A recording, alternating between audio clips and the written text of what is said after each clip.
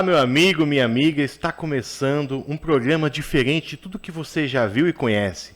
Um programa que leva até você de forma criativa as notícias que movimentam o nosso país.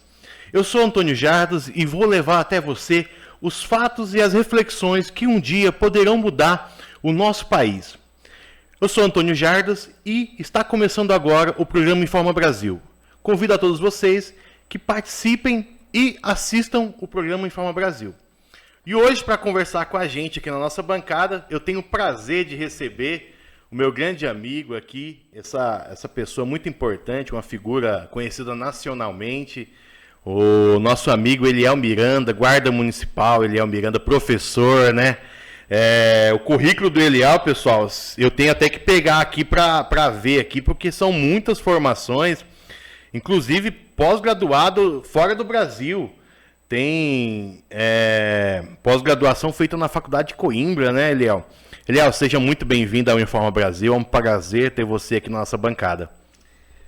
Antônio Jardas, um prazer estar aqui nesse programa que promete fazer com que as pessoas pensem. É um prazer poder colaborar com ideias, discutir o nosso país, o nosso estado, o nosso município e sempre em busca de fazer o nosso melhor. Muito obrigado pelo convite. O prazer é todo nosso. Eliel, eu sei que você está há muito tempo aí na área da segurança pública, eu acredito desde 2006, né? Você ingressou na Guarda Municipal, passando aí por diversos cargos, assumindo a Corregedoria da Guarda, né? Secretaria de Segurança, passou por algumas cidades, Santa Bárbara, hoje está em Paulínia, né, atualmente. E como que é, Eliel, ter acompanhado, hoje a Guarda Municipal mudou muito, né? De como começou lá atrás, os seus 20 anos, 20 e poucos anos aí de guarda. O que você está vendo dessas mudanças? Quais são as principais mudanças que você viu nesse longo do tempo? Como que foi isso aí para você? Olha, o Brasil, em termos de legislação, é bastante bagunçado. Se nós pegarmos as constituições, desde a primeira pós-império, que foi a Constituição Federal de 1824, até chegar em 1988, nós tivemos muitas constituições. Se comparar com a dos Estados Unidos ou de outros países democráticos que têm a democracia mais sólida, você tem menos leis do que nós temos no Brasil. Então, só da Carta Magna, que é a lei maior, que é a Constituição, nós tivemos diversas. E as guardas municipais, na Constituição de 88, quando o Constituinte disse que os municípios poderiam constituir guardas para cuidar de bens, serviços e instalações, nos termos da lei, era uma lei federal que iria regulamentar, não veio a lei. Então nós tínhamos guardas municipais antes da Constituição de 1988. Cito o exemplo de Piracicaba e Santa Bárbara do Oeste também, que sempre existiu. Então as guardas municipais já vinham atuando quando veio a Constituição e disse, olha, agora vocês cuidam de bens, serviços e instalações nos termos da lei. Qual lei? A lei não veio. A lei veio só em 2014, quase 30 anos após a Constituição. E as guardas municipais, elas foram preenchendo um vácuo que a Polícia Militar deixa pela falta de efetivo. Então as guardas municipais cada vez mais foram atuando, protegendo pessoas, combatendo crime e chegou no que está hoje. Então é uma evolução, a gente chama de uma mutação constitucional no trabalho que a Guarda Municipal vem desempenhando. Hoje com capacitação, treinamento, armamento e cada vez mais com condições, né, junto da Polícia Militar, da Polícia Civil, fazer a diferença. Então a Guarda Municipal que eu entrei em 2006, eu, por exemplo, fui o primeiro corregedor da Guarda de Santa Bárbara. Nós não tínhamos corregedoria. Então eu tinha formação em Direito, aprovação no exame da ordem, e quando surgiu a oportunidade eu me tornei corregedor. Então, nós estamos falando de uma guarda que vem evoluindo. Nós estamos em um eixo aqui do Brasil que as guardas municipais são muito fortes. Então, para nós é normal hoje utilizar fuzil, CTT-40, Glock, as pistolas, e o trabalho que a gente faz. Isso é uma coisa que muitas pessoas não conhecem. Existem diferenças de guarda municipal. Por exemplo, aqui na região nossa, que é a região do interior de São Paulo, a guarda municipal ela faz um papel fantástico. É hoje talvez o maior efetivo de segurança, né? Eu acho que em algumas cidades como Americana, Santa Bárbara, acho que até maior do que a Polícia Militar. Em algumas cidades até o dobro do contingente da Polícia Militar. Por isso, eu acho que a gente tem até uma segurança muito boa na nossa região. As cidades elas têm uma condição de segurança muito boa pelo esse efetivo, pelo trabalho da guarda. Mas isso não é em todo o Brasil. Tem lugares no Brasil, por exemplo, que a guarda não tem ainda essa força de fogo, esse poder de estar armada, de poder estar atuando como é aqui, né? Ou isso já é no Brasil todo? Já virou rotina já em todo o Brasil? Não, primeiro que as guardas municipais são de criação facultativa. Então, o prefeito ele cria a guarda municipal se ele quiser. Dos 5.570 municípios, nós temos cerca de 1.400 que têm guardas municipais. Das 1.400 guardas municipais, nós temos umas 300 que são atuantes com condições de enfrentar a criminalidade. Por um motivo muito simples.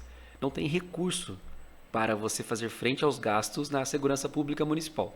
Enquanto na saúde você tem uma obrigação no município de gastar 15%, na educação 25%, e você tem uma folha de pagamento em torno de 51%.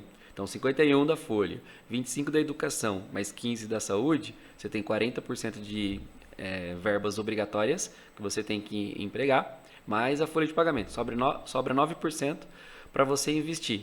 Aí o município vai investir na guarda, que acaba tendo um custo. Uhum. E você não tem o repasse de fundo a fundo, que é a nossa luta hoje.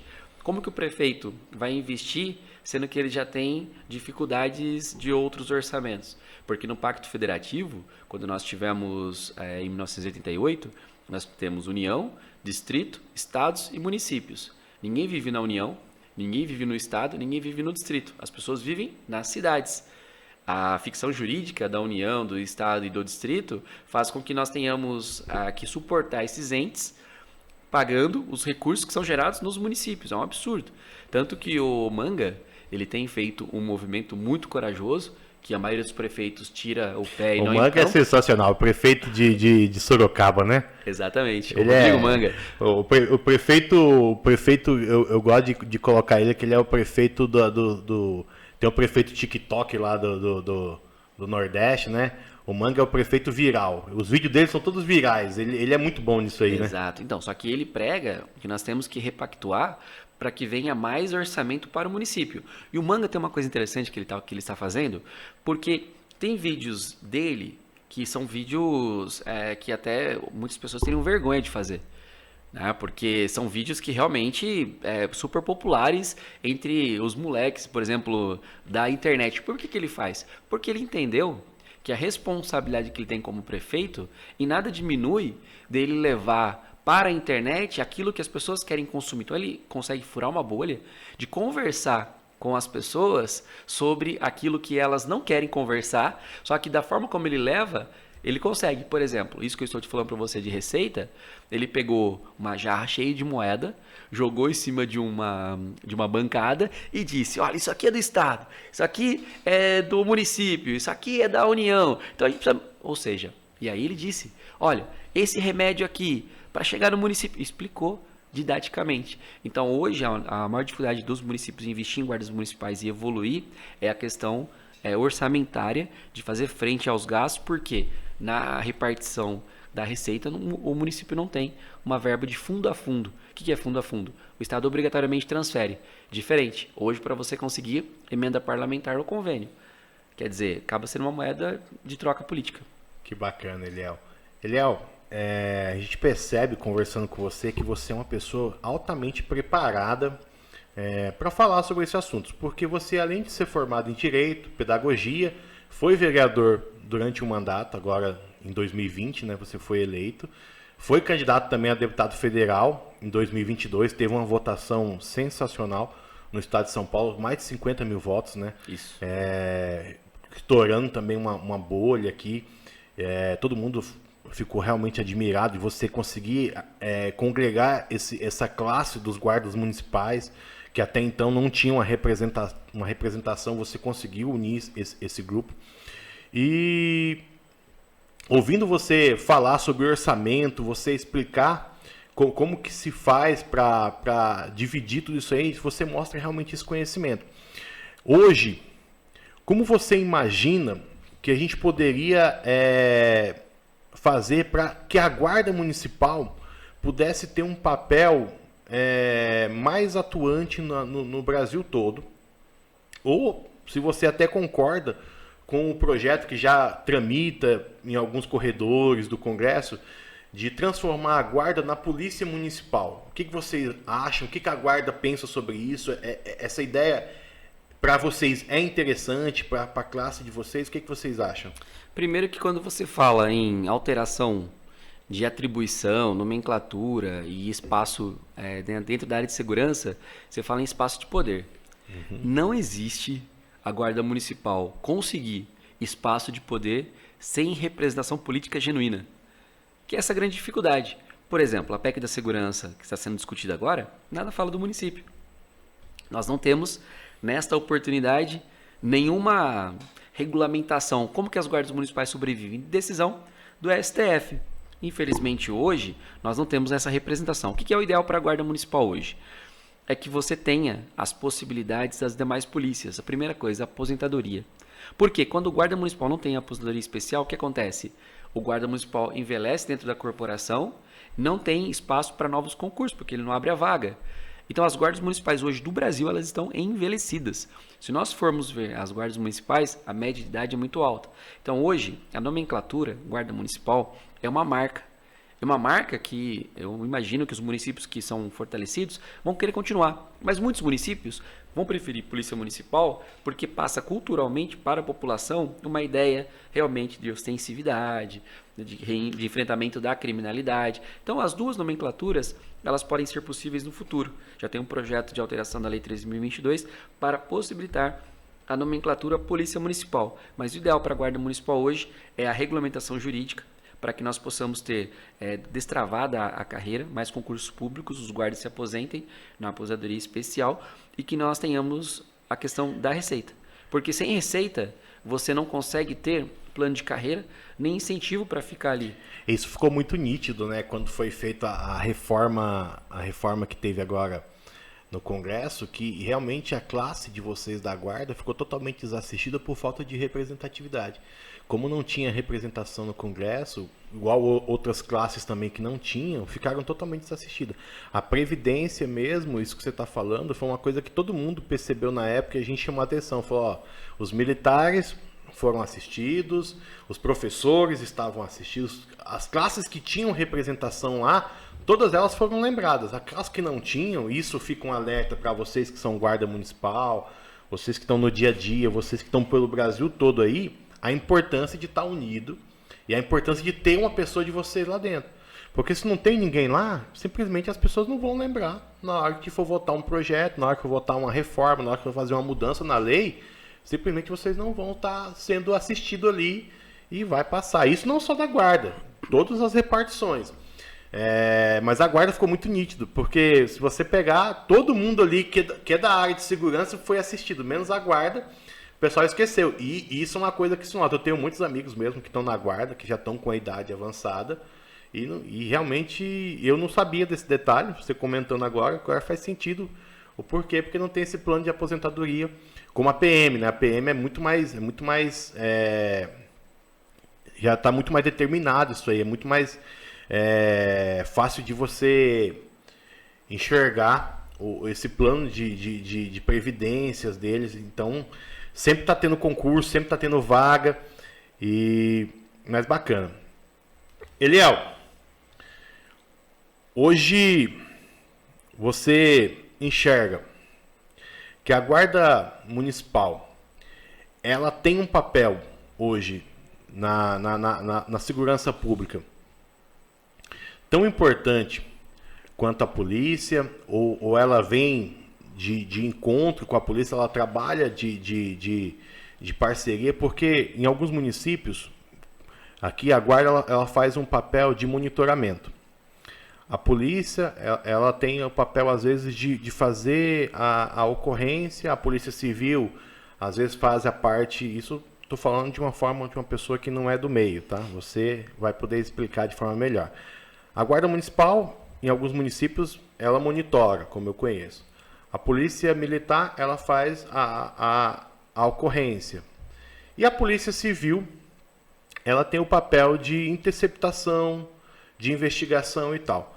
Seria possível unir essas três corporações em uma só e a gente ter uma polícia unificada? Ou você acha que não? A guarda tem que ser uma coisa, a polícia militar tem que ser outra, a polícia civil tem que ser outra. Não dá para unir essas três em uma? Como que você enxerga isso? Você é um especialista, alguém que conhece bem do assunto? Olha, a polícia de ciclo completo, ela é interessante porque você vai desde o começo da ocorrência até o flagrante e entregar o inquérito pronto para o promotor de justiça ofertar a denúncia. A polícia de ciclo completo. Sobre a união das instituições em uma só polícia, isso é impossível. Existem modelos pelo mundo assim, mas no Brasil é impossível, porque seria uma torre de Babel. Porque os entes, eles são diferentes, né? Então tem município, guarda, estado, polícia civil e polícia militar.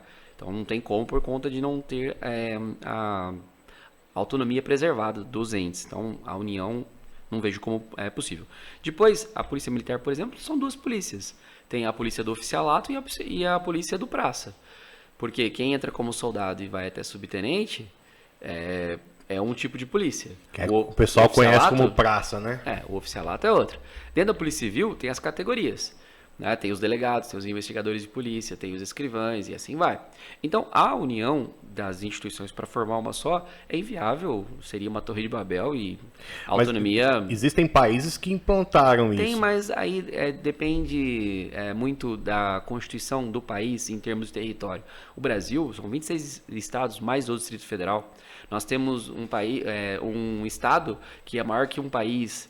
Nós temos as dificuldades, vamos para Tocantins, você tem a questão dos indígenas, você vai para o litoral, tem as questões das ilhas e praias, você vai de repente para as regiões montanhosas, então, ou seja, é quase impossível imaginarmos essa união. Agora, uma coisa que é efetiva no Brasil é nós olharmos para as demandas do que nós precisamos. Hoje, o trabalho que a Guarda Municipal faz é o trabalho de patrulhamento preventivo, que é ocupar os espaços. É a mesma coisa que a polícia militar faz. A polícia civil é quando o crime já ocorreu, ela vai investigar para que ela possa preparar o inquérito que vai servir de embasamento para o promotor fazer a denúncia. Mas o que nós precisamos hoje olhar para a nossa sociedade como um todo, uma sociedade cada vez mais conectada, cada vez mais com dificuldades às vezes de comunicação e de viver de forma fraterna, porque hoje se perdeu muito. Antigamente os vizinhos se conversavam, se ajudavam, hoje a gente sabe que você fica 10 anos em uma residência e não sabe quem é seu vizinho. O que nós precisamos hoje é olhar para as demandas. Vou te dar um exemplo. Perturbação do sossego público. Perturbação do sossego público é uma contravenção penal e hoje pode evoluir para um homicídio ou lesão corporal, porque os vizinhos começam a ficar impacientes, logo estão brigando. Como que a gente combate isso? Quem combate isso? A Guarda Municipal, junto com a Polícia Militar? A Câmara Municipal regulamenta isso? Porque segurança pública, a gente imagina às vezes que é o homicídio, que é o latrocínio, que é o estupro. A segurança pública é você ter paz na sociedade. O que é a paz? A paz é o estado que nós precisamos manter antidelitual, que não tenha crimes e que as pessoas possam desfrutar dos seus direitos. E hoje nós não estamos fazendo isso. Hoje, a Secretaria de Segurança Pública divulga lá, olha, os índices criminais diminuíram. Mas você vai para a sociedade, a percepção dela ainda é uma percepção de muitos crimes. Por quê?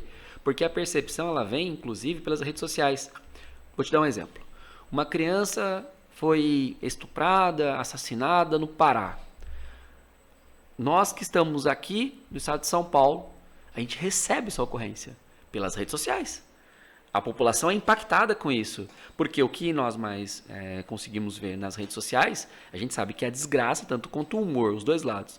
a desgraça e o humor que viraliza na internet. Sim. Então a sensação de segurança, ela hoje não é muito verdadeira, porque as pessoas têm essas dificuldades. Então o que eu acredito hoje que a segurança pública vai evoluir no monitoramento, como está acontecendo no Smart Sampa em São Paulo, porque aí procurados são presos, ocorrências são vistas, tráfico de drogas acontecem, e isso, o protagonismo é do município, porque é muito mais fácil você falar com o prefeito do que com o governador.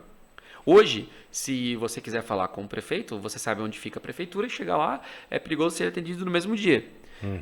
Ao passo que o governador não é assim, o presidente é ainda mais difícil. Então a ideia é descentralizar e cada vez mais municipalizar os serviços. Essas muralhas digitais hoje em dia estão fantásticas, né, cara? Nas entradas e saídas da cidade, isso contra a criminalidade foi sensacional, porque você hoje em dia é um veículo. Se a pessoa furta um veículo, em 15 minutos, 20 minutos, você consegue localizar o veículo, você consegue enxergar. Saber por onde passou. Só que essa que é a dificuldade. Hoje, nós precisamos tratar a segurança pública de uma forma correta, e a dificuldade, por você falar em forma correta, porque as instituições não querem perder poder. Então você tem hoje vereadores policiais militares, prefeitos policiais militares, você tem assessores policiais militares, e você tem hoje, por exemplo, vice-prefeitos ou prefeitos que acabam levando a instituição polícia militar, não querendo dividir a parcela do recurso, não é nem do poder. Quer atender ocorrência? Pode atender, mas eu não quero perder recurso. E por que eu digo isso? Porque se você pegar as instituições, Guarda Municipal, Polícia Militar, Polícia Civil, vou te dar um exemplo. Vai na Polícia Civil, você vê que ela tem muito menos investimento do que a Polícia Militar. Vai na Polícia Militar, fora ela ter todo o investimento do Estado, ainda tem atividade delegada, que é você pegar o policial no horário de folga dele e fazer o município pagar pela hora dele. O Cláudio Castro, do Rio, foi muito corajoso em falar que era contra isso. Recentemente ele disse isso. Por quê? Não é uma briga contra a Polícia Militar. Quando eu me posiciono dessa forma, não é contra a instituição, é contra o funcionamento da segurança pública que fica engessado. Porque a Polícia Militar, hoje representando o Estado, ela entendeu a representação política e ela cada vez mais galgou degraus dentro da política. Ao passo que Guarda Municipal não está nesse nível ainda, a Polícia Civil caminhou bastante, mas tudo na vida é a possibilidade de você ter voz e vez em um legislativo ou no executivo. Por isso que a segurança pública do nosso país ainda não melhorou da forma como nós imaginamos, porque a população, que está preocupada em trabalhar, e é isso mesmo, né, acaba não acompanhando os políticos.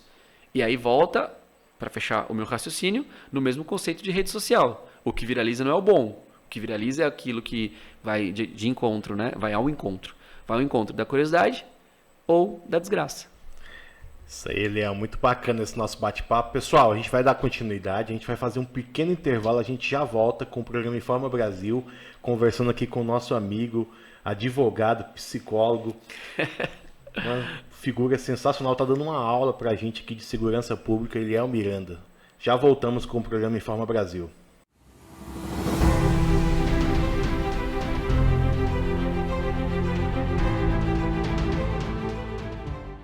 Olá, eu sou o Danilo Bueno e você acompanha comigo diariamente, de segunda a sexta-feira, das 4 às 6 horas da tarde, o programa Calibre, trazendo as notícias do Brasil, as notícias policiais, as notícias reais do seu dia a dia, que podem afetar o seu cotidiano. Você acompanha aqui na TV Interior, informação interessante, a nossa TV democrática para todo o Brasil, diretamente de Santa Bárbara do Oeste. Te vejo diariamente a partir das 4 horas da tarde. Até lá!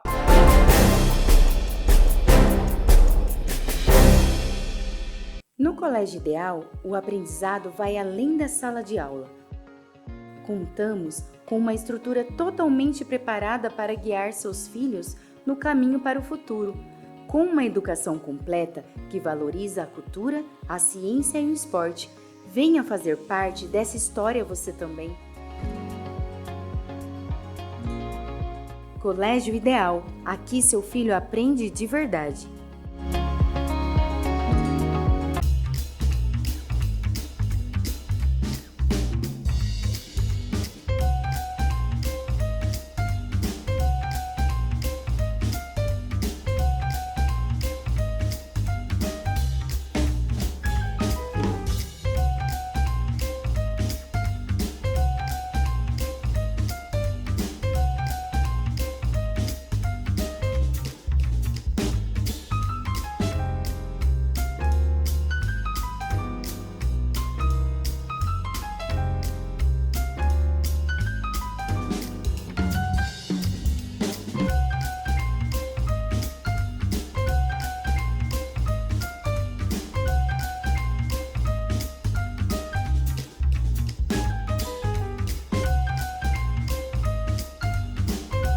A internet que conecta você com o que importa, com velocidade e estabilidade para todas as suas necessidades. Streaming sem interrupções, jogos sem lags, chamadas claras e sem demora. Seja em casa, no trabalho ou no celular, você está sempre conectado. Transforme sua experiência digital com uma conexão de confiança. Navegue Internet. Olá, todos ligados na TV Interior.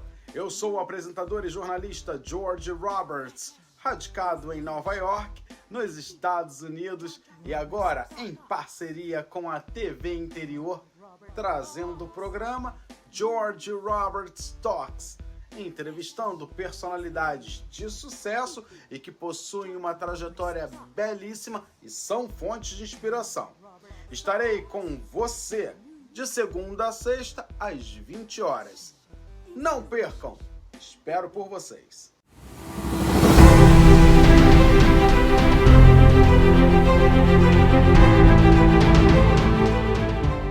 Estamos de volta com o programa Informa Brasil e hoje aqui com a honra de receber nosso amigo Eliel Miranda, que está nos dando aqui uma aula de segurança pública.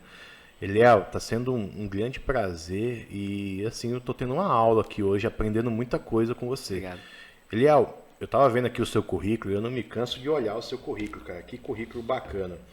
Você, enquanto vereador, entrou para a história de Santa Bárbara como o vereador que mais propôs projeto na história de Santa Bárbara.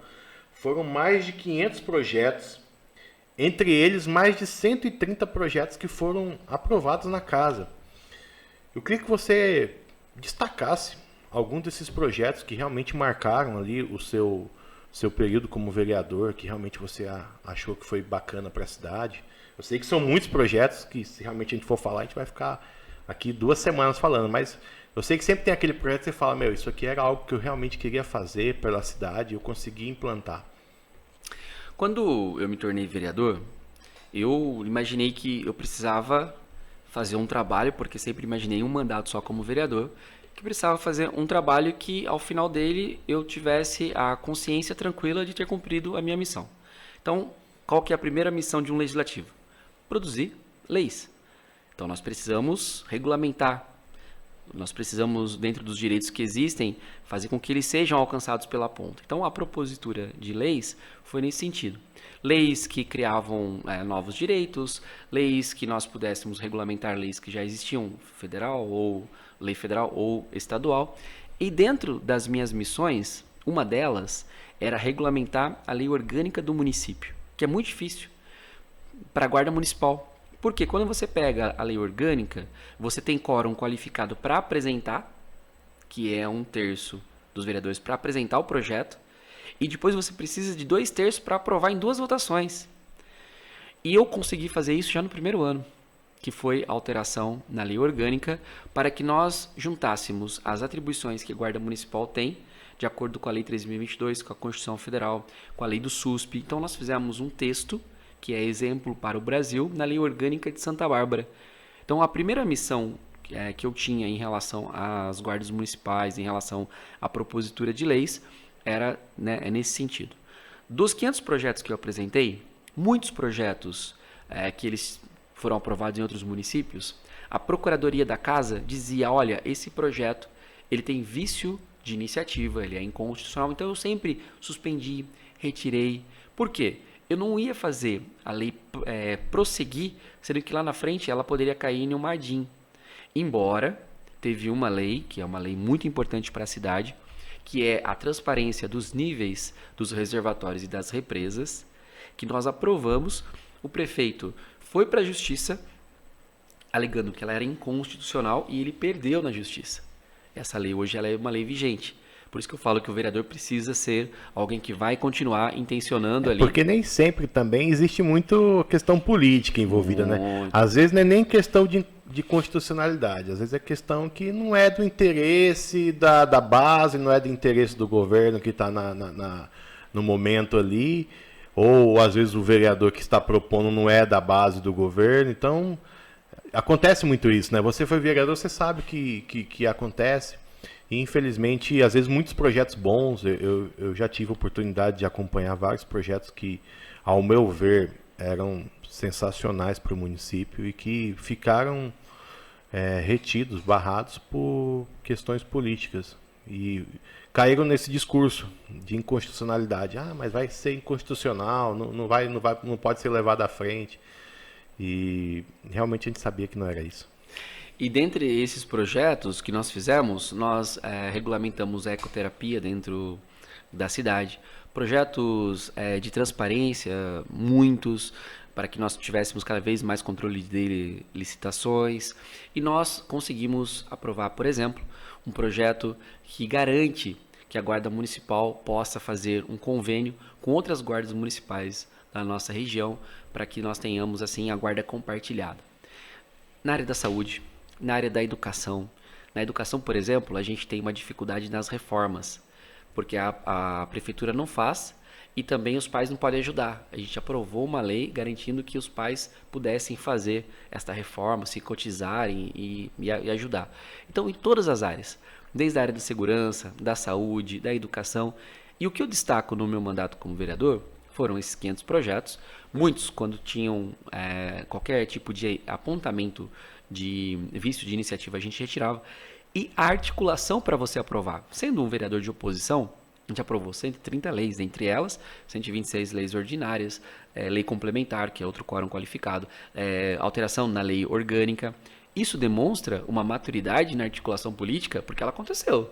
Tanto que a gente conseguiu as aprovações dos projetos 3.6, que também precisa de votação, melhor dizendo, de assinatura, para você propor, no mínimo 7, a gente começou e terminou 3. A gente fez um mandato que a gente olha para trás, tem orgulho dele, mas a gente aprendeu muito. E esta que é a diferença do político. O político, quando ele sabe onde ele quer chegar, ele vai se preparando para os outros níveis. Com certeza, a minha reeleição de vereador era muito mais fácil do que a minha eleição de prefeito, numa eleição que seria polarizada entre Rafael e Dr. José por conta de 2020. Então, tudo aquilo que a gente fez do nosso trabalho é para que um dia a gente seja uma voz no Congresso Nacional, sabendo como trabalhar. Um deputado federal consegue utilizar o regimento para discutir qualquer coisa. Eu aprendi isso em Santa Bárbara do Oeste. O regimento da Câmara que a gente sempre utilizou fez com que a gente tivesse o poder que nós possuímos enquanto vereador. Então isso quer dizer que a gente pode esperar com certeza no futuro Eliel Miranda lá em Brasília, se Deus quiser. Olha, igual eu sempre falo, o candidato tem que fazer a parte dele. Eu tenho feito, né, a minha parte, e em 2022 a gente bateu na trave ali, se tivesse tido mais 15 mil votos. Você foi o primeiro suplente do partido? Não, fui o quarto, mas o PSD rodou muito, né? Sim. O Bertaioli saiu, aí nós tivemos o Ricardo Silva também, o Bertaioli virou conselheiro, o Ricardo Silva virou prefeito. Hoje você é o primeiro. Sou o segundo hoje. O Walter Yoshi é o primeiro, mas eu digo mais 15 mil, porque o que entrou no lugar do Ricardo Silva, aí que é o Ribamar, ele teve 65 mil votos. Então, se eu tivesse tido mais 14 mil votos, hoje estaria em Brasília com 2 anos de mandato. E a questão de chegar até Brasília é porque a política, para mim, é uma incidência. A política, para mim, não é o carro-chefe da minha vida. Eu sou guarda municipal, concursado. Professor. Né? A gente tem as nossas atividades e a política é aquilo que transborda. Porque eu sempre falo, se for pra gente se tornar um político e lá dentro a gente virar e falar, aqui é difícil, as coisas não são como eu imaginava, então você é mais um. E, infelizmente, 90% dos políticos, eles acabam aderindo ao sistema e falam essa frase, né? É melhor você continuar no jogo do que ficar, né, fora dele. Eu pude acompanhar um pouco de longe a sua campanha, Eliel, e uma das coisas que a gente chamou muita atenção, destacou, foi o custo da sua campanha. Foi uma das campanhas mais baratas do estado de São Paulo e do Brasil, se não uma das mais baratas. Isso também foi um diferencial, porque você chegar hoje a alcançar mais de 50 mil eleitores, com um custo muito baixo no estado de São Paulo, onde você tem uma concorrência de pessoas que gastam milhões em uma campanha com publicidade, com marqueteiros, com equipes que cercam o candidato o tempo inteiro, produzindo material, produzindo conteúdo, e você ir com pouco recurso, você conseguir sair dessa bolha e chegar onde você chegou, realmente é muito louvável e mostra uma força muito grande e mostra que realmente você conseguiu congregar todo esse grupo, essa classe de guardas municipais, até porque se a gente pega um mapa de votação seu, ele não é localizado em Santa Bárbara, não é localizado em Americana, ele é um mapa do estado de São Paulo. Você teve votos em diversos municípios do estado, em quase todos os municípios a gente vê lá. Foi uma votação bem fragmentada e isso mostra força. Não é aquele eleitor, por exemplo, que foi vereador na cidade de X, que tem lá 10 mil votos na cidade, 25 mil votos, o cara foi prefeito, teve 50 mil votos na cidade, não. Você foi o cara que foi vereador 2 anos, saiu candidato, já tinha uma história de 20 anos de guarda municipal, construindo, tem seus canais de rede social que sempre foram muito sucesso. Acho que é um dos primeiros canais. É o primeiro. É o primeiro canal de guarda municipal, né? Que o canal Azul Marinho. Azul Marinho, né? Isso, e feito em parceria com o Guilherme de Americana. Isso, então assim, você já construiu uma história que há muito tempo vem se conectando com essa classe dos guardas municipais, que deu você a condição de representá-los. Que pena que faltou muito pouco, né? Você falou 15 mil votos a mais. Mas Deus ele é maravilhoso, né? Por exemplo, se eu tivesse me tornado deputado federal em 23, eu teria tido 2 anos a menos de vereador. E a gente aprendeu muito na Câmara, porque a gente fez a presidência da Câmara no segundo biênio, né? Então, falo que Deus é maravilhoso porque se em Santa Bárbara nós tínhamos dificuldades, imagina no Congresso Nacional com 513 deputados. Eu, mais 512. Então, nós precisamos aprender. A política é a arte de você refletir sempre naquilo que você vai fazer. E a maior derrota de um político é ele se imaginar que ele deve ficar no onde ele conquistou, porque ele pode perder, se ele for para outro caminho, aquilo que ele já tem. E aí a voz dele vai ficando uma voz cada vez menos potente. Em algum momento ele vai olhar para o espelho e não vai mais se reconhecer. Não só pelas amizades, que serão outras, mas porque ele não vai reconhecer mais aquele que era ou que iniciou. Hoje eu falo para as pessoas que são cristãs, todo mundo quer contar testemunho, mas ninguém quer viver o processo. Ninguém quer viver, de repente, para dizer o que é. E eu falo para as pessoas, você não vai encontrar na minha rede social nenhuma reclamação. Zero. Não atribuo responsabilidade a ninguém. Sabe por quê? Porque se você acredita em Deus, Deus ele tem 3 de Eclesiastes, para todas as coisas há um tempo determinado por Deus. Então, a vitória de quem foi na política, amém, Deus abençoe, que ele faça um bom mandato. Não chegou meu momento? Amém. Se eu for João Batista, aquele que anunciou tão somente nunca chegar, tá tudo bem também. O importante dentro da política é você se reconhecer. Tem um filho de 7 anos e tem um filho de 23 anos. E quando eu volto para casa, eles ainda conhecem um pai. A dificuldade que eu falo sobre muitos políticos é quando eles olham para o espelho e não só os cabelos brancos por conta das preocupações e as rugas por conta do tempo que eles acabam se dedicando à política, mas eles não sabem mais quem eles são. Só pelo dinheiro, só de repente pelo status, e essa é uma besteira tão grande, só que só pode falar quem já teve. Então, por exemplo, quando eu fui secretário com 28 anos, que eu ganhei uma chave do gabinete, eu entrei no gabinete, e eu entrei como secretário, e agora o que eu faço aqui? Vai fazer network, vai conversar, não existe varinha mágica. Chave do gabinete de vereador, quando eu entrei lá, na pandemia, e agora o que eu faço aqui? Ou seja, todos os caminhos que nós vamos fazer dentro da política, por que eu agradeço a Deus pelo tempo dele? Porque aí você vai ter condições de desempenhar aquilo que você vai fazer. Senão, você tem uma bênção fora da época, e bênção antecipada pode ser maldição, porque aí você se perde. E eu digo sempre isso para todos que vão ingressar na política. Entre você fazer aquilo que é o fácil e o certo, faça aquilo que é o certo dentro da convicção que você possui. Meus pais, eles estão vivos. E ao término do pleito de 2024, como prefeito, que eles tinham muita preocupação, né? Eu dizia a eles, não, orem da mesma forma que oravam em 20 e 22. Se for para ser, amém. Se não for para ser, é livramento. E aí você termina o processo em paz. Por isso que eu falo, nas minhas redes sociais não tem reclamação. Agora tem muita luta, muita energia, e um dia eu vou ser candidato a presidente do Brasil. Vamos esperar então Eliel, presidente do Brasil aí no futuro. Sabe por que eu falo isso? Quando você mira naquilo que você imagina, que lá chegando você pode colocar a tua filosofia, você pode até não chegar, mas vai ser uma carreira brilhante de trajetória. Por exemplo, Santa Bárbara do Oeste, eu fui candidato a prefeito. Alguém pode dizer, não, foi eleito.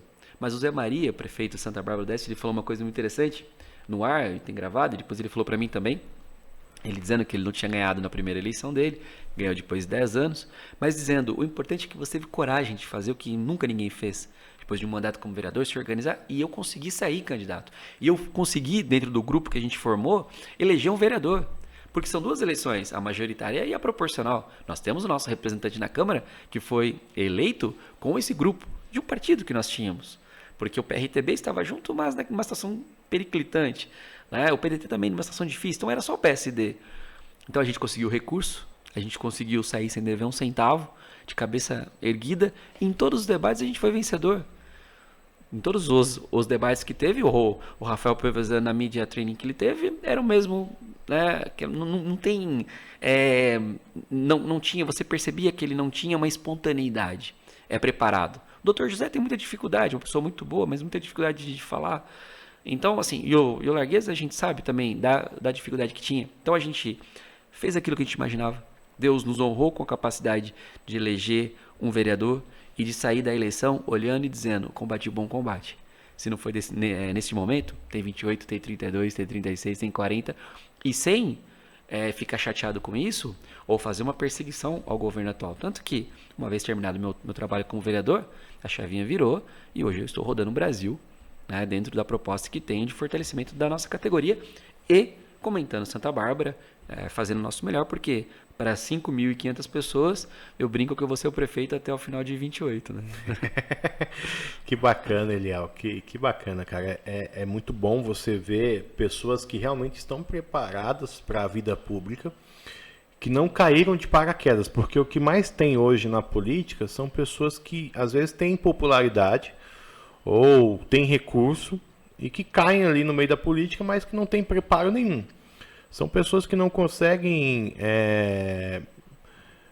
construir um projeto, não conseguem discutir um projeto, não conseguem representar um grupo.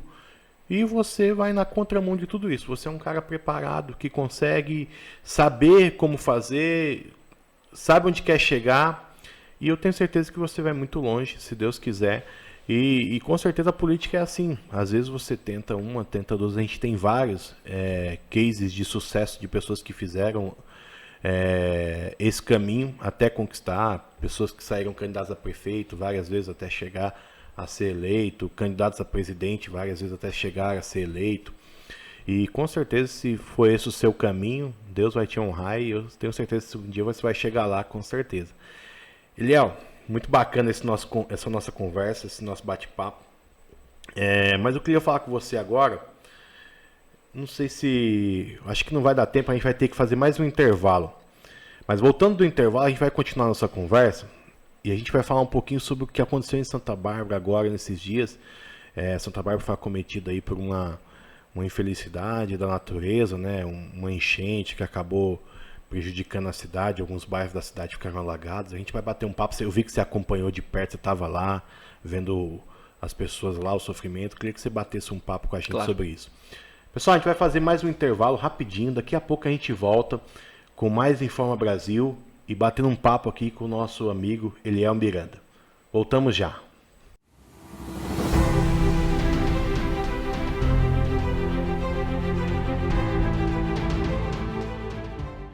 Olá, eu sou o Danilo Bueno e você acompanha comigo diariamente, de segunda a sexta-feira, das 4 às 6 horas da tarde, o programa Calibre, trazendo as notícias do Brasil, as notícias policiais, as notícias reais do seu dia a dia, que podem afetar o seu cotidiano. Você acompanha aqui na TV IN, interior, informação interessante, a nossa TV democrática para todo o Brasil, diretamente de Santa Bárbara do Oeste. Te vejo diariamente a partir das 4 horas da tarde. Até lá!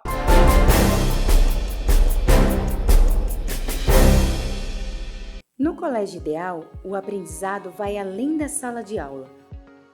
Contamos com com uma estrutura totalmente preparada para guiar seus filhos no caminho para o futuro, com uma educação completa que valoriza a cultura, a ciência e o esporte. Venha fazer parte dessa história você também. Colégio Ideal. Aqui seu filho aprende de verdade.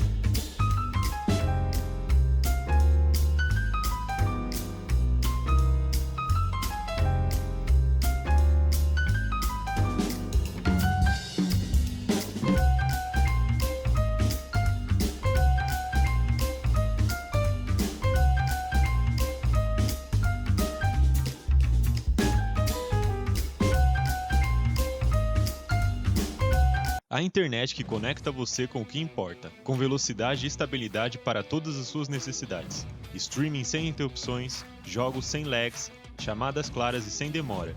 Seja em casa, no trabalho ou no celular, você está sempre conectado. Transforme sua experiência digital com uma conexão de confiança. Navegue Internet. Olá, todos ligados na TV Interior. Eu sou o apresentador e jornalista George Roberts, radicado em Nova York, nos Estados Unidos, e agora em parceria com a TV Interior, trazendo o programa George Roberts Talks, entrevistando personalidades de sucesso e que possuem uma trajetória belíssima e são fontes de inspiração. Estarei com você de segunda a sexta às 20 horas. Não percam! Espero por vocês.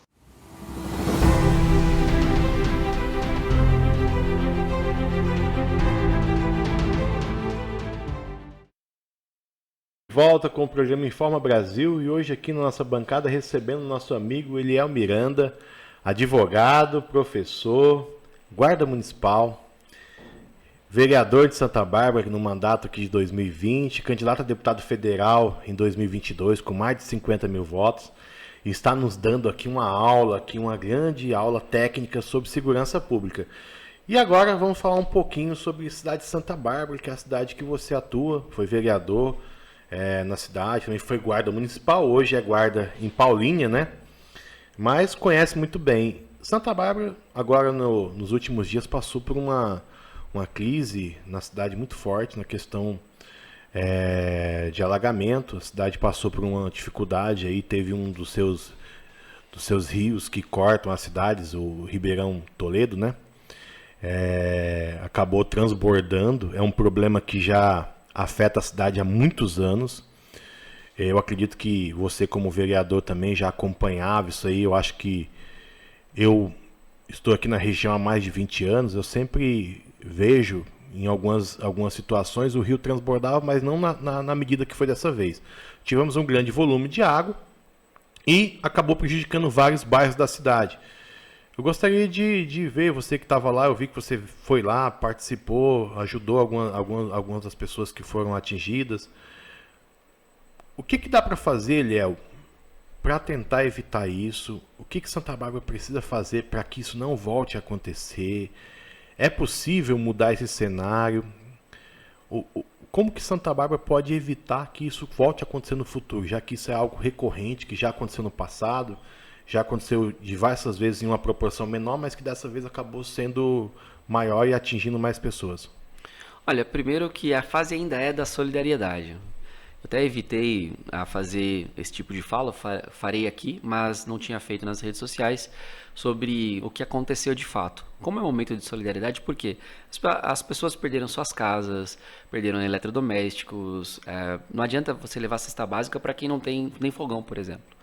E eu tenho comigo, como vereador, fazia isso, ainda faço. Só interrompendo, você tem uma coisa muito bacana que eu vi, que o nosso amigo Gustavo, do restaurante Dona Maria, ele fez uma ação muito bacana, que foi muito louvável. Parabéns, Gustavo, que ele doou marmitas pro pessoal que estava precisando lá. E outras pessoas também que fizeram Sim. outras ações, mas o Gustavo me chamou muita atenção que eu vi ele fazendo isso. Teve um dia que foi mais de 500 marmitas. E a gente precisa de gente assim, que realmente esteja disposto a ajudar e fazer algo pelo próximo. Perfeito. Eu acredito que como era uma coisa que muitas pessoas estavam ajudando, é interessante essa divulgação. Eu não faço divulgação de doação. Como vereador não fazia, hoje não faço. Inclusive muitas pessoas não queriam fazer a doação na prefeitura e se conectaram comigo. Nós tínhamos algumas pessoas. Aí, por exemplo, a Maria Elvira, que foi conselheira tutelar aqui, foi um dos contatos que eu direcionei muitas pessoas. E outras que a gente direcionou direto para realmente conhecer as necessidades.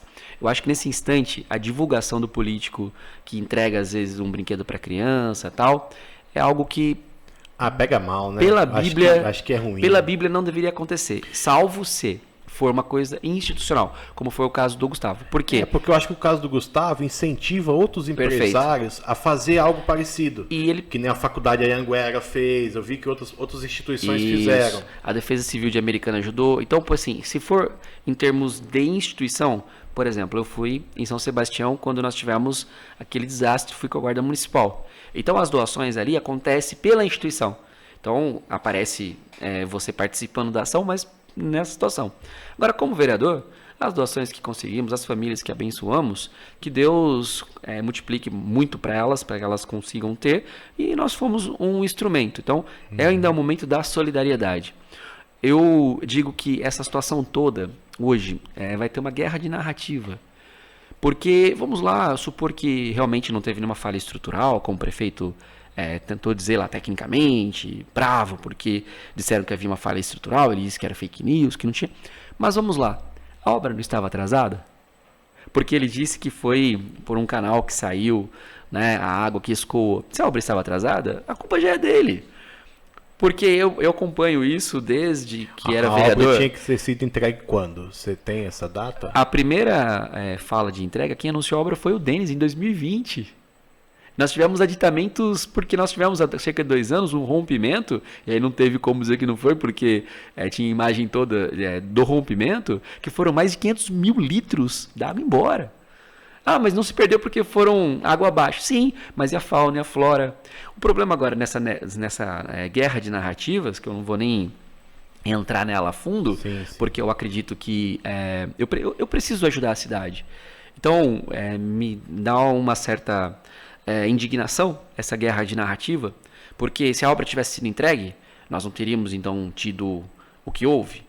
Então, nós vamos levantar diversas questões que, como vereador, eu faria uma macei, usaria a tribuna e iria para cima dele. Mas hoje, como suplente de deputado federal e alguém que tem que trazer recurso para ele, inclusive, eu prefiro não entrar a fundo nessa guerra de narrativa que ele vai fazer, e alguns farão. Eu não vou entrar nessa guerra de narrativa, mas eu coloco um fato que é objetivo. Mas qual seria a solução, por exemplo, para que isso não volte a ser um problema no futuro? Sim, eu vou chegar nisso. Então, assim, hoje, na guerra de narrativa que ele tem, ele não consegue dizer o porquê, então, que se a obra tivesse sido entregue, não aconteceria. Como há 2 anos teve o rompimento, atrasou por conta disso, foi o vertedor antigo da usina Santa Bárbara, da usina Silos, que é de 1940, não foi da obra. E narrativas. Porque o Brasil hoje, os políticos vivem de narrativas. Eles dizem, faça a sua, que eu faço a minha. Agora eu tenho as mídias, eu tenho os comissionados que na internet vão comentar, infelizmente. Mas, para que nós tenhamos a certeza que isso vai diminuir de possibilidades, nós temos que fazer as manutenções preventivas. Porque não é uma represa nova, é uma reforma que está sendo feita, ainda que diga que a capacitação vai ser maior, que era da antiga usina, o antigo clube da usina do clube da Home, que é o Parque das Águas. Mas nós temos, por exemplo, dificuldade nas estruturas da Areia Branca, da represa São Luís. Então, para que a gente evite isso, tem que ter as manutenções. E as manutenções, até mesmo com mergulhador, para olhar as fissuras, tudo isso é caro. Então, por isso que eu não quero entrar nessa de falar, olha, é culpa de um, de outro, porque a gente tem que ajudar. Hoje, o meu papel como político, ele mudou. Enquanto vereador, fiscalizador do prefeito, nós tínhamos aquela missão. Hoje eu continuo ainda fazendo esse trabalho de apontamento e tal, mas eu prefiro tentar buscar recurso, como a gente fez. Um facilitador. Liguei para o Kassab, né, porque é secretário de de governo, a questão de decretar calamidade ou emergência, as duas poderia, ele preferiu decretar emergência na cidade, por conta das famílias, então você tem acesso a recursos. Então, a nossa ideia hoje, como político, é tentar ajudar. Eu estive nos locais, né? Eu fiz imagens, conversando com as pessoas, mas não quis nesse instante apontar o dedo, porque a solidariedade nesse instante é ajudar. E, por exemplo, eu como barbarense, o que eu ganho do prefeito Rafael Pivazzani mal? Nada. Eu quero ajudar, eu quero que vá bem, quero que prospere, né? Eu não quero jamais estar junto com um grupo que eu não acredito. Eu não acredito neles. Essa é uma fala que eu tenho e vou continuar tendo. Eu não acredito nesse grupo que de 12 foi para 16 anos. Eu não acredito em um grupo que deixa, por exemplo, o suporte de autistas, 1, 2 e 3, sem suporte, como foi... A gente, inclusive, fui no próprio Ministério Público, porque as mães me procuraram levar o fato. Eu não acredito em um grupo que hoje não consegue entender que a reforma do secretariado, que está aí já de 12 para 16 anos, não acontece. Então, eu não acredito que, por conta do sistema, eu vou me juntar com eles. Isso, não vejo esta possibilidade. Talvez em um outro prefeito, futuramente, em alguma conversa. Mas mesmo sem estar com eles, eu preciso ajudar a cidade. E aí vai ser por meio deles. E aí, dentro da maturidade que eu preciso ter, que o Rafael precisa ter, ele vai ter que entender isso. Porque, como deputado federal, eu não quero ficar trazendo a Polícia Federal aqui.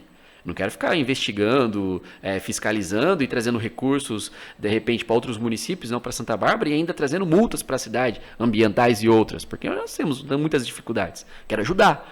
Então, a ideia não é fazer um trabalho de oposição a ele, é um trabalho de ajuda. Como vereador, o papel era um. Agora, como deputado federal, que eu tenho certeza que nós vamos chegar lá, a ideia é ajudar. Ainda que não concorde, ainda que não entenda o caminho que ele faz hoje como correto, vamos buscar trazer emendas, trazer recursos, conversar como eu fiz com o Kassab, para que a cidade prospere. E essa é uma inteligência política que nós temos que ter. Quando eu torço para que o Rafael vá bem e eu ajudo, né, dentro das ideias que nós temos, até mesmo apontando, de repente, problemas que tem no governo, aí eu cumpro aquilo que está dentro da minha consciência do porquê ser político. Porque o político, hoje, na rede social, você apanha. Hoje, o político ele é criticado. O político hoje ele tem grandes dificuldades porque todo mundo coloca no estereótipo do político. Por que a gente continua? Por que a gente persevera? Porque a gente acredita no chamado, né, e das pessoas que confiaram o voto na gente. Então, por isso que a questão das enchentes, para diminuir as manutenções preventivas, é entregar a obra e de continuar prosperando. Hoje o DAI, os maquinários, muitas reclamações, falas de sucateamento, falta de incentivo para os próprios servidores em plano de carreira, para que a gente melhore, de repente, a condição financeira, EPIs e tantas outras coisas. Mas esse é o papel do vereador. Então existe um caminho a ser seguido que precisa ser assistido aí. Perfeito. E nós entendemos que o município precisa de recursos. Uma coisa que eu vi, que aconteceu a mesma coisa em São Paulo, agora esses dias, num dos bairros, eu acho que Pantanal, e acho que até o prefeito ele está sugerindo uma certa indenização para os moradores. Há possibilidade, que a gente viu que teve morador que perdeu tudo. A gente viu que moradores perderam eletrodomésticos, cama, perdeu tudo. Teve gente que ficou sem nada em casa, sem alimento, sem nada. O poder público, há possibilidade de algum tipo de indenização, algum tipo de ressarcimento através do poder público para essas famílias, algum tipo de ajuda financeira para essas famílias poderem recomeçar as suas vidas, porque a gente sabe que não é fácil. Às vezes você que é um assalariado, que tem um emprego, depende do seu salário, às vezes, para pagar tudo, e ter que começar do zero, ter que comprar geladeira, ter que comprar fogão, ter que comprar tudo. É complicado. Então, o Estado hoje, você como suplente, tendo acesso direto ao Kassab, que hoje é uma das figuras mais fortes dentro da política nacional, não só do Estado de São Paulo, você acha que o Estado hoje consegue, de alguma forma, fornecer alguma ajuda, algum auxílio para essas pessoas? Olha, a primeira coisa que precisaria ser feita, que eu disse isso já lá, era isentar os imóveis alagados do IPTU. É um absurdo. Os carnês estão chegando para os imóveis que foram atingidos. Uma pintura da casa já dá o valor, às vezes, do próprio IPTU. Então, a isenção do IPTU dos imóveis alagados era uma questão que eu imaginei que ele faria no dia seguinte. Silêncio quanto a isso. Se você não quer nem abrir mão do recurso que você teria do imóvel alagado, que dirá pensar em indenizar. Aí na verba vindo do Estado ou da União em relação a isso, aí já entra numa dificuldade maior, tanto que a facilitação hoje, que o próprio prefeito anunciou, é deles buscarem o FGTS, o Fundo de Garantia, nesse caso, que já é deles. Então, eu não estou... Mas isso só vai beneficiar quem tiver o fundo de garantia. Quem tiver o fundo. E a já pessoa é que não deles. tiver não vai ter como. E já é dele, que essa Sim, pessoa mas poderia usar para outra coisa. Se você tem uma pessoa que já é idosa, que é aposentada, que não tem fundo de garantia, uma pessoa que está desempregada, que não tem fundo de garantia, ele não vai ter direito, não vai ter nada. Exato. Então, por isso que eu falo, a primeira ação seria você abrir mão daquilo que você tem para receber. Ó, IPTU, fica tranquilo que vocês não vão pagar. Porque são, sei lá, quantas famílias, tem 200 que ele disse, né? Mas, de repente, em termos de residência, pode ter até menos de isenção de IPTU.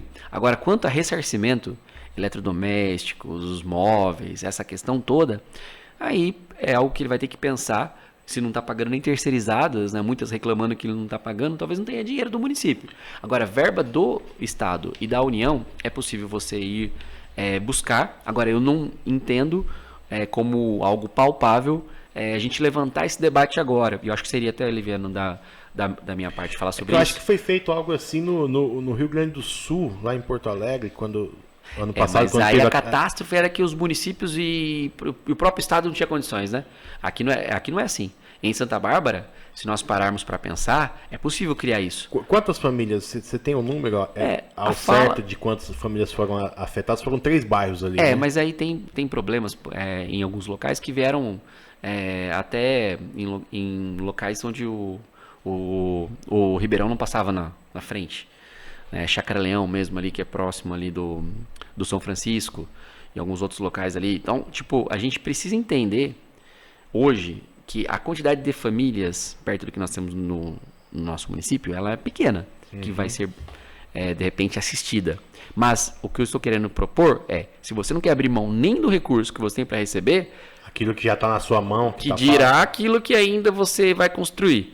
Então, eu vou acompanhar, vou continuar lutando para que a gente consiga recursos, para que a gente consiga ajudar, mas eu volto a dizer, é um governo que, no meu ponto de vista... precisa melhorar muito a motivação de quem está lá como secretário.